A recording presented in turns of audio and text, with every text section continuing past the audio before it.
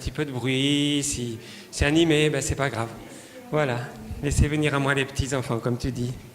Voilà, alors avant qu'on passe au conte, est-ce qu'il y en a qui ont des témoignages à donner de quelque chose qui s'est passé dans la semaine, on aime bien, avant le culte?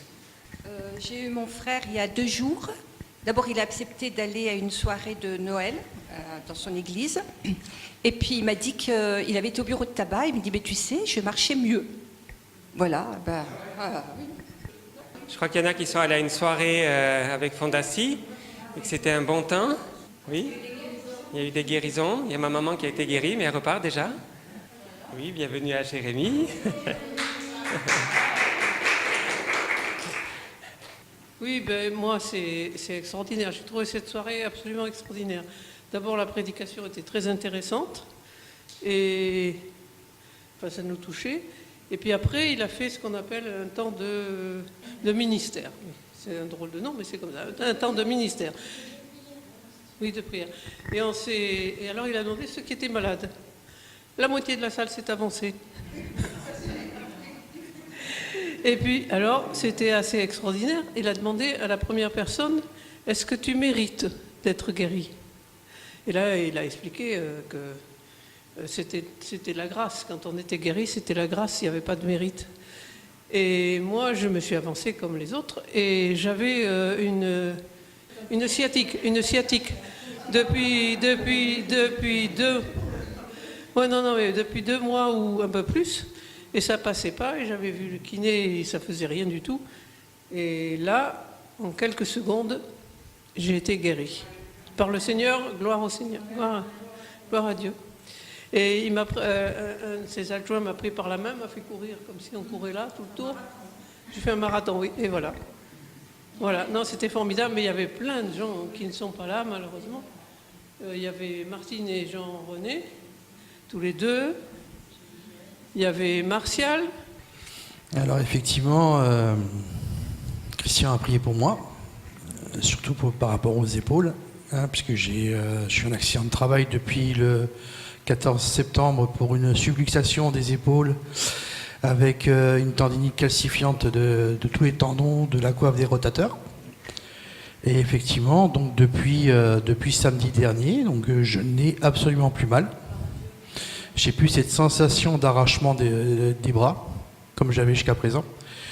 Maintenant, j'ai des douleurs, mais qui sont tout autres. C'est des douleurs musculaires, parce que du coup, la kiné, elle s'en donne à cœur joie pour renforcer les muscles.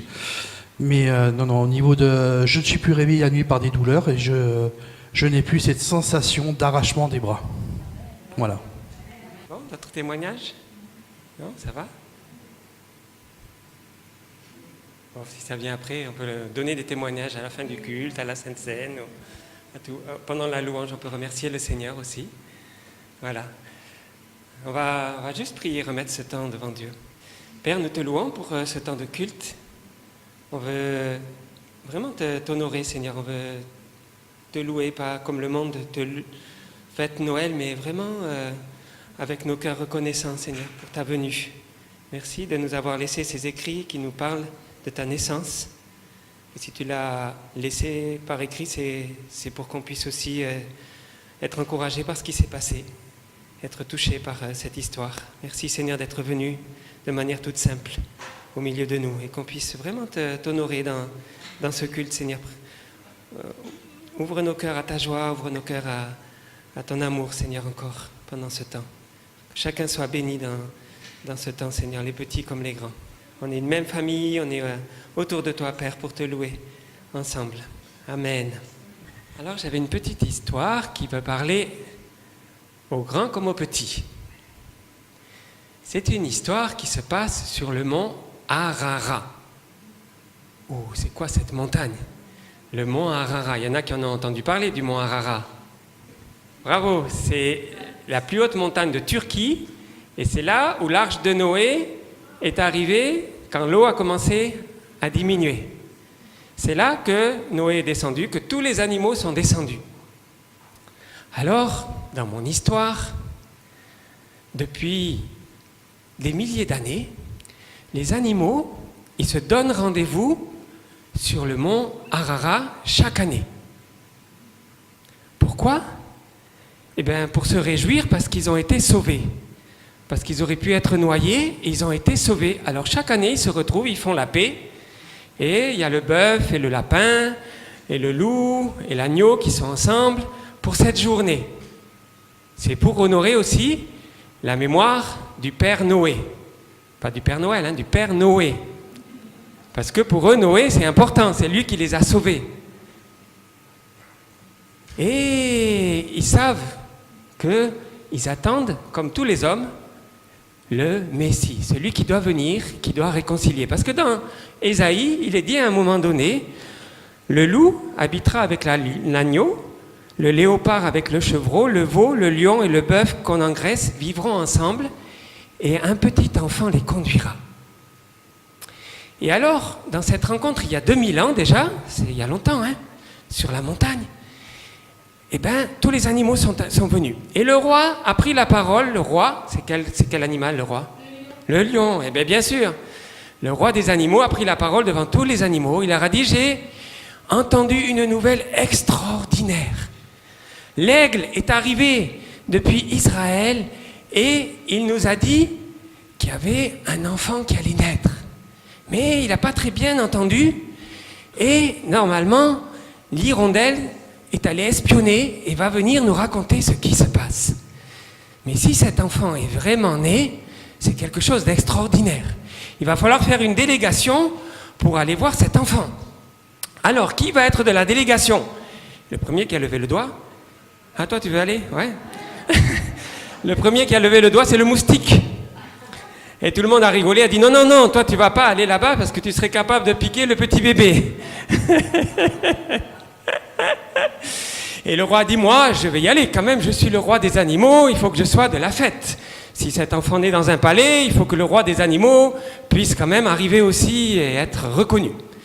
Et puis, je vais prendre avec moi mes ministres. Alors, le ministre des airs, c'est l'aigle, il va m'accompagner. Et puis, il y a le ministre de la jungle. C'est qui le ministre de la jungle? C'est le tigre. C'est le tigre, c'est celui qui est en dessous du roi, en fait, qui domine la jungle. Et le ministre des montagnes. L'ours, eh oui, c'est l'ours. Et le ministre de la forêt, le loup, c'est le loup. Alors tous ces ministres avec le roi, ils vont aller en Israël pour accueillir ce roi, ce fils de roi qu'on attend, ce fils de Dieu qu'on attend. Et le roi se prépare, commence à se préparer pour le voyage, mais on attend quand même l'hirondelle, parce qu'il faut savoir où il faut aller. Et voilà que l'hirondelle arrive. Et qu'est-ce qu'elle raconte, l'hirondelle? Elle dit, oui, effectivement, il y a un enfant qui est né, c'était bizarre, il y avait plein d'anges qui sont venus. Mais vous savez quand même, il n'est pas né dans un palais, il est né dans une étable, dans un endroit avec de la boue. Alors le roi des animaux a dit, oh, moi je ne vais pas me salir dans la boue. On va envoyer d'autres. Hein. Qui on va envoyer? Qui on va pouvoir envoyer comme animal pour aller adorer Jésus? Est-ce que vous savez qui avait comme animal? L'âne. Ils ont choisi l'âne. Oh, l'âne, il est tout le temps dans la boue, il est tout le temps dans la terre, il peut se salir. C'est un animal quelconque, lui, c'est pas un ministre. Et puis, et le bœuf. Ils ont choisi l'âne et le bœuf. Et l'âne et le bœuf étaient tout contents d'être choisis. Et c'est eux qui sont allés comme délégation pour adorer Jésus. Et cette histoire, elle nous raconte, elle nous parle aussi d'un homme du temps de la Bible, de Jésus, qui aurait dû adorer Jésus aussi, mais qui n'est pas allé. Parce que pour lui, Bethléem, c'était tout petit. Il s'est renseigné, cet homme. Il a demandé où est-ce qu'il doit naître, cet enfant. Et on lui a dit à Bethléem. Alors il a dit, allez-y. Moi, je reste là, allez-y. Et c'est qui cet homme? C'est Hérode. Voilà. Hérode, le roi Hérode, il n'a pas voulu aller voir Jésus. Parce qu'il était trop fier. Et après même, il en a voulu à Jésus parce qu'il était jaloux en plus. Non seulement il était fier, mais il était jaloux. Il était méchant. Ouais. Il a tué plein d'enfants à cause de ça. Et ça nous montre combien il faut être humble pour accueillir Jésus dans son cœur, combien il faut être simple, que Jésus il est venu pour l'âne et le bœuf aussi. Il n'est pas venu seulement pour le roi lion, mais pour l'âne et le bœuf, pour chacun d'entre nous, pour tous les tout petits qu'on est dans ce monde. Il est venu pour chacun d'entre nous. Et c'est des petits qui sont venus, c'est les bergers qui sont venus l'adorer, mais aussi des grands quand même, des mages, des gens importants qui sont venus avec des trésors. Donc il est venu pour tout le monde. Voilà mon petit conte. Et je ne sais pas s'il continue à se retrouver chaque année sur le mont Harara. Si le roi lion maintenant il regrette d'être pas allé voir Jésus, je ne sais pas. Il faudra aller voir une fois sur le mont, sur la montagne, mais c'est un peu loin. Voilà le petit conte. Alors, ça nous parle de la naissance de Jésus, et je voulais juste vous laisser la parole. Qu'est-ce qui vous touche dans ces histoires qui nous sont racontées dans les évangiles, puisqu'il y a 2 évangiles qui nous parlent de la naissance, Matthieu et Luc. Matthieu nous parle de Joseph, et puis ensuite d'Hérode, et des mages et d'Hérode, et Luc nous parle plus des bergers, de l'annonciation à Marie, aussi d'Élisabeth, voilà, tous ces événements. Et si ça nous est raconté, c'est que c'est important. Marc, lui, démarre son évangile directement, Jésus adulte et Jean aussi. Mais les autres évangiles nous l'ont raconté. Et je trouve que c'est bien qu'de temps en temps, une fois par an, on puisse aussi s'arrêter et méditer sur ces passages. Ouais. Justement, je relisais dans Luc, dans les champs environnants, des bergers paissaient la nuit pour garder leurs troupeaux. Donc on imagine vraiment le calme complet, j'allais dire quasiment la routine. Bon, on surveille mais le troupeau et puis on est là, on passe la nuit. Et puis là, d'un coup, le flash, quoi. Un ange du Seigneur leur apparut et la gloire du Seigneur resplendit autour d'eux. Et là, une grande frayeur les saisit. Donc moi, j'aime toujours cette histoire, mais c'est quand même énorme d'un coup de se dire que dans cette... Voilà, nuit paisible, dans ces champs, la gloire de Dieu est arrivée. Elle est arrivée auprès d'hommes simples qui ne s'y attendaient pas. Et effectivement, cette gloire les a effrayés parce que, d'abord, sauf erreur, c'était la première fois qu'ils étaient touchés par la visite des anges et par la gloire. Mais ils ont été saisis d'une grande frayeur parce que c'est énorme. On peut imaginer la lueur, on peut imaginer cette présence des anges, comment ça a dû les affecter. Et là, effectivement, l'ange le rassure en disant « N'ayez pas peur, je vous annonce une nouvelle qui sera pour tout le peuple un sujet d'une grande joie. » Donc j'imagine ces bergers qui ont dû reprendre leur souffle, reprendre leur calme après toute cette frayeur, et là, avoir un message de joie. Et effectivement, un sauveur nous est né, etc.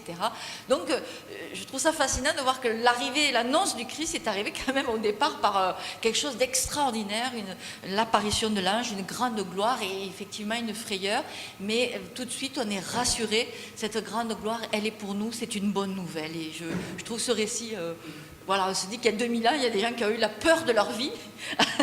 Alors, ils ne s'y attendaient pas, mais la gloire était là. Voilà, c'était la réflexion. Ah non. Elle était un peu courte, hein, j'aurais dû l'enrober plus. Est-ce qu'il y a quelque chose qui vous touche alors dans cette histoire de Noël? Non, pas celle que j'ai racontée, non, pas forcément. Je pensais à ça dans le droit fil de cette réflexion. On peut aussi supposer que s'ils avaient une grande peur, c'est que peut-être ils disaient mais Dieu est effrayant, il est en colère contre nous et il va nous tomber dessus peut-être. Et là, effectivement, déjà, premier message de Noël, Dieu n'est pas en colère contre nous. Alléluia. Moi, ce qui me touche beaucoup dans cette histoire, c'est qu'avant toute chose, il y a ce couple. Il y a ce couple, il y a Joseph, il y a Marie. Joseph et Marie qui sont contraints de se rendre à Bethléem en réalité, puisqu'en fait, il y avait une ordonnance de la part de Rome d'un grand recensement. Je pense que si Joseph et Marie avaient pu choisir, ils seraient restés à Nazareth. Jésus serait né au milieu de sa famille. J'ai dit quelque part, Jésus est un expatrié déjà d'entrée de jeu. Dès le départ, il est né dans un endroit loin en fait du cocon familial. Mais en réalité, c'était déjà annoncé. C'était annoncé justement par Ésaïe. Toi, Bethléem Ephrata, petite d'entre les villes de Juda. C'est là qu'a été envoyé C'est parce qu'il y avait un signe fort, il devait naître à cet endroit. Joseph et Marie ont été rejetés. Alors, est-ce que c'est parce qu'il n'y a vraiment plus de place ou parce qu'on ne voulait pas d'eux? Puisque Marie était la fiancée de Joseph et elle était enceinte. Ce qui à l'époque était quelque chose de totalement intolérable. Elle était considérée comme impure, cette femme, puisqu'elle avait eu des rapports avant le mariage pour avoir cet enfant selon les gens. Puisqu'elle était enceinte avant le mariage, il y a eu ce rejet et cette naissance dans ce lieu complètement où personne ne voulait entrer en réalité. C'est un lieu sale, c'est là où il y a des animaux. Et c'est dans cet endroit. C'est vraiment Jésus dès le départ qui est venu nous chercher dans notre fange. Il est venu là où nous nous trouvions, c'est vraiment dans l'endroit le plus sale qui puisse être. Il dit, je suis venu là parce que dès le départ, dès sa première respiration, il a commencé à porter nos iniquités.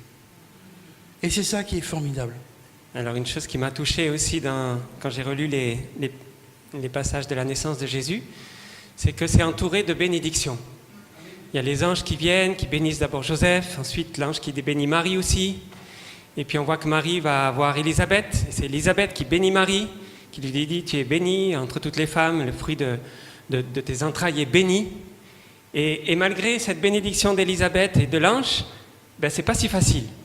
Et je me dis, des fois on est béni par le Seigneur dans certains moments, dans certaines réunions, sans l'onction, et puis après, il y a les choses qui sont difficiles. Mais cette bénédiction, elle nous porte. Cette bénédiction, elle a porté Marie et Joseph. À l'âge de 8 jours, ils sont allés au temple, et là c'est pareil, il y avait quelqu'un qui les attendait et qui les a bénis, Siméon et Anne. Hein, il a pris vraiment ce bébé, il l'a béni, et qu'est-ce qui s'est passé après? Ils ont dû fuir en Égypte pendant on ne sait pas combien de mois ou d'années, le temps qu'Hérode meurt. Et au retour, ils n'ont même pas pu revenir à Nazareth, parce que c'était le fief du fils d'Hérode. Et donc ils sont partis, ils sont pas pu revenir. Si, ils sont venus à Nazareth, oui. Oui, ils sont venus à Nazareth, ils ne sont pas revenus à Bethléem, voilà. Et en tout cas, donc moi ce qui m'a touché, c'est toute cette atmosphère de bénédiction. Quand Jésus est né, les bergers, ils ont été bénis aussi. Ils ont eu la visitation des anges, ils sont allés voir Jésus. Les mages sont venus bénir aussi Jésus avec leur offrande. Il y a toute cette atmosphère de bénédiction autour de Noël. Et moi, je me dis, je souhaiterais que vraiment on puisse vivre ce Noël avec la bénédiction de Dieu sur nos familles, sur nos rencontres, sur nos relations, sur les fêtes qu'on va vivre dans ces prochains jours. Que ce soit vraiment un temps de bénédiction. Parce que le Seigneur, il veut bénir. Il a pas dit, dès le départ, ça va être dur pour Jésus, parce que de toute façon, c'est lui qui l'a choisi. Allez, vas-y Jésus, et puis ça va être dur pour toi. De toute façon, tu es le Fils de Dieu, tu vas bien y arriver. Non, il a béni. Il a encouragé Marie, il a encouragé Joseph, il a encouragé Jésus. Et c'est beau de voir à la fois ces temps d'épreuve et en même temps ces temps de bénédiction. Et ça correspond à notre vie en fait. On a des temps où on est béni par le Seigneur, comme vous avez été béni dans cette soirée avec Christian et dans ces cultes qu'on peut vivre ici ou ailleurs. Et après, il y a des moments qui sont difficiles. Mais la bénédiction de Dieu, elle nous porte. Et Joseph et Marie, ils sont partis en Égypte, mais ils savaient que le fils qu'ils portaient, il était précieux, c'était le Messie. Ils le savaient, parce qu'ils avaient eu la visitation des anges. Et quand on le sait, ça nous porte. Et un jour, les choses arrivent, un jour, les choses se déclenchent, un jour, les promesses arrivent, un jour, Jésus apparaît. Il a fallu 30 ans quand même. Il a fallu à l'âge de 12 ans, on a eu un petit aperçu, mais sinon, il a fallu 30 ans pour que vraiment ça se révèle. Et ils ont dû attendre, ils ont dû patienter. On peut imaginer. Mais voilà, ce que j'avais reçu dans mon cœur, c'était cette bénédiction qui entoure toute l'atmosphère de Noël. Même si, quand on bénit, des fois, on prophétise des choses difficiles. Quand Siméon il a prophétisé sur Joseph et Marie, c'était pas facile. Il le reçut dans Luc 2, il le reçut dans ses bras, bénit Dieu et dit « Maintenant, Seigneur, tu laisses ton serviteur s'en aller en paix, car mes yeux ont vu ton salut. Salut que tu as préparé devant tous les peuples. Lumière pour éclairer les nations et gloire d'Israël, ton peuple. » Son père et sa mère étaient dans l'admiration des choses qu'on disait de lui. Joseph et Marie, ils étaient étonnés, ils étaient émerveillés. Ils venaient juste au temple pour faire la purification pour Marie. après les 8 jours. Et puis, et voilà qu'il y a quelqu'un qui prophétise sur eux. Ça, c'est beau quand même. Et Siméon les bénit et dit à Marie, « Voici cet enfant est destiné à amener la chute et le relèvement de plusieurs en Israël et devenir un signe qui provoquera la contradiction. » À la fois il bénit, mais à la fois il annonce que ça ne va pas être facile, que ça va être un sujet de bataille, un sujet de difficulté. Et toi-même, une épée te transpercera l'âme, afin que les pensées de beaucoup de cœurs soient dévoilées. Et puis il y avait une prophétesse, Anne, qui était là aussi, qui était très âgée elle aussi. Et elle étant survenue, elle aussi, à cette même heure, elle louait Dieu, et elle parlait de Jésus à tous ceux qui attendaient la délivrance de Jérusalem. Et là, on voit qu'elle est allée annoncer partout que ça y est, le Messie était arrivé. C'était tellement de joie dans son cœur qu'elle est allée l'annoncer, comme les bergers ont fait aussi. Les bergers sont repartis, ils ont annoncé partout que ça y est, il y avait un enfant qui était né, un peu spécial, un peu particulier, et qu'il allait falloir faire attention à ce qui y allait se passer. Donc merci Seigneur pour toutes ces paroles qui nous encouragent. Et on va prendre un temps maintenant pour le louer. Est-ce qu'il y a d'autres personnes qui auraient quelque chose à cœur encore partager? Dieu est présent dans tout. Il y a un temps pour tout avec le Seigneur. Et dans chaque circonstance, Dieu a déjà prévu quelque chose. Il a déjà prévu dans l'imprévu des choses pour nous aider, pour avancer. Et que je veux dire que son plan en chaque chose est parfait. Tout est parfait, parce que quand on est à lui et qu'on se remet à lui avec un cœur vraiment sincère, il peut que nous répondre, mais comment je dirais bien, oui, avec son temps, parce qu'il y a un temps pour toute chose et que ça m'échappe le mot. Que ce soit la volonté de Dieu, sa volonté à lui en toute chose, parce que comme tout est parfait en lui. Ça peut être que merveilleux, quoi, même dans des circonstances compliquées et difficiles. Voilà. C'était juste pour rajouter quelque chose par rapport à la soirée qu'on avait passée. On était donc très nombreux, très différents. Et ce qui est frappant, c'est que vraiment, le Seigneur nous guérit tous, quel qu'on soit. Si on avait des défauts, si on avait fait des fautes, on n'en sait rien, on ne sait pas, on a tous été guéris. C'était une grâce ce soir-là. Et non, vraiment, il n'aime pas qu'on soit malade. Voilà. Et il aime nous encourager à l'avance, comme il a fait pour Joseph et Marie. Il aime nous bénir et il veut le faire encore. Un petit peu de bruit, si c'est animé, c'est pas grave. Voilà, laissez venir à moi les petits enfants, comme tu dis. Voilà, alors avant